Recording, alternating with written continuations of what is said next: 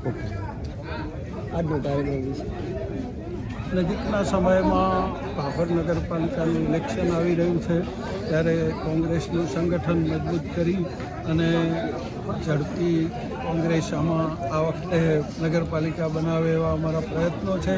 ગયે વખતે અમે 2 સીટો જીત્યા હતા, પણ જે 10 સીટો હતી એ 50થી 150 વોટની અંદર હાર્યા હતા અમે. એટલે ભવિષ્ય ઉજ્જવળ છે જો મહેનત કરવાવાળા હોય, સનિષ્ઠ કાર્યકરો હોય.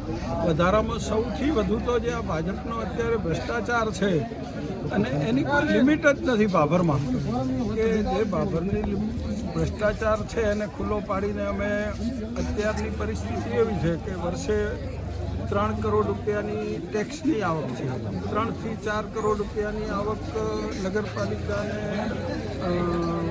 સરકારની ગ્રાન્ટોની છે, કે આયોજન પંચ વગરની.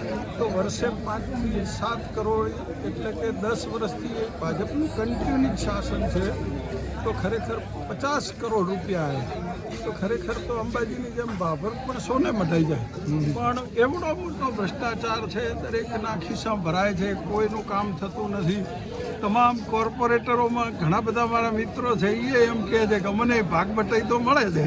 એટલે આ બધું છે, બધો મોટો ભ્રષ્ટાચાર.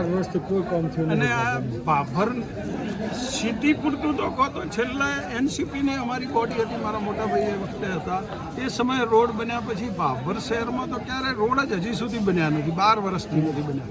અને ગામની પરિસ્થિતિ, વધારામાં ખાડિયામાં જે પાણીની પરિસ્થિતિ છે, ખાડીઓ અમે પૂર્યું, પણ એના પછી જે ખાડિયામાં સૌથી વધારે જો અત્યારે ખાડિયાવાળા રોડ ઉપર લોકોની દુકાનોમાં પાણી પેસી જાય ચોમાસામાં, અને લોકો દુઃખી થાય, વેપારીઓ દુઃખી થાય, એનું તો કોઈ સોલ્યુશન છે જ નહીં. એટલે આ લોકો એમને ક્યાં શું મળે છે, એરિયા બહારના કામ કરવાના, વિસ્તાર બહારના કામ કરવાના, પણ જ્યાં સિટીને જ્યાં જરૂર છે એવું તો કોઈ કામ કરતા નથી. અને ભ્રષ્ટાચાર વગર બીજું કંઈ અમને આવડતું નથી.